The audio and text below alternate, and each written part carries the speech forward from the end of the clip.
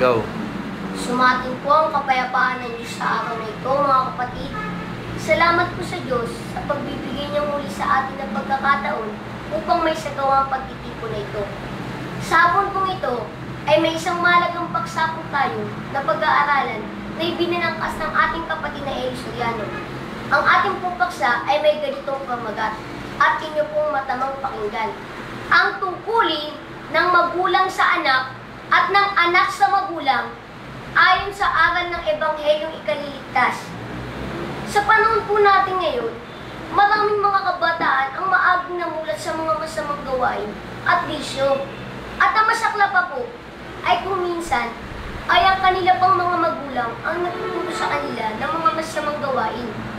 Bata pa lamang ay tinuturuan na magnakaw ang kanilang mga menor de edad na anak.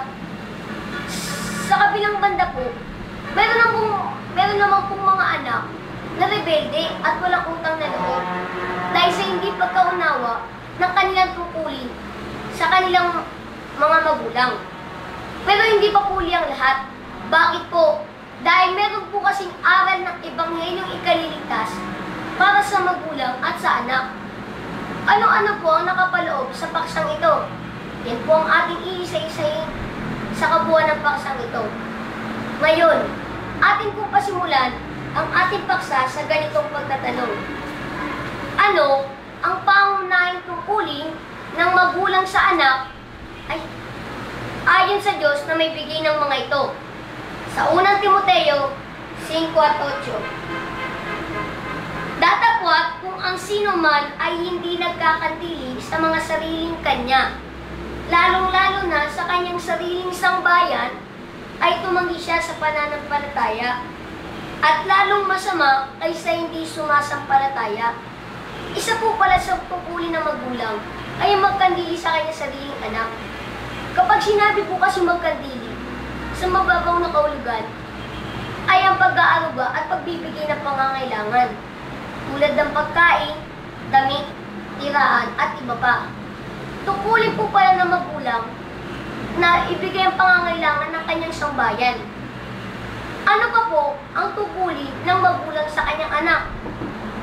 Sa 2 Korinto 12:14.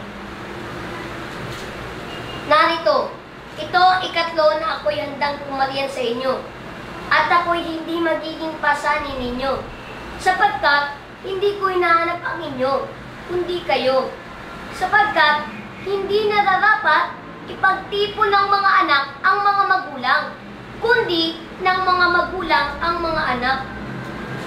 Hindi po pala nararapat ipagtipon ng mga anak ang mga magulang, kundi ng mga magulang ang mga anak. Kaya nga po, meron pong mga magulang, sanggol pa lang yung kanilang anak, ay may naipon ng kayamanan. Nakahanda na yung kanilang mga kakailanganin hanggang sa pagtanda. Pero ang ating pong tanong, yun lang po ba ang marapat ipunin ng magulang para sa kanyang anak?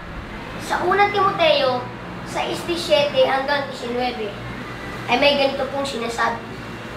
Ang mayayamang sa sanglibutan ito ay pagbilinan mo, na huwag magsipagmataas ng pag-iisip at huwag umasa sa mga kayamanang di nananatili, kundi sa Diyos na siyang nagbibigay sa ating sagana ng lahat ng mga bagay upang ating ikagalak, na sila'y magsigawa ng mabuti, magsiyaman sa mabubuting gawa, maibigin sa pamamahagi, na magtipon sa kanyang sarili ng isang mabuting kinasasaligan para sa panahong darating, upang sila'y makapanangan sa buhay na tunay na buhay.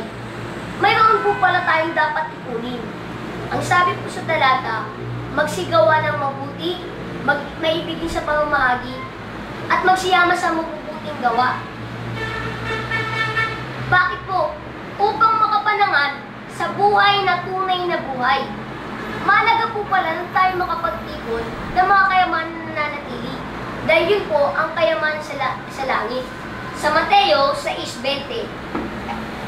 Kundi, magtipon kayo ng mga kayamanan sa langit, na dooy hindi sumisira, kahit ang tanga, kahit ang kalawang, at dooy hindi nanguhukay, at hindi nagsisipagnakaw ang mga magnanakaw.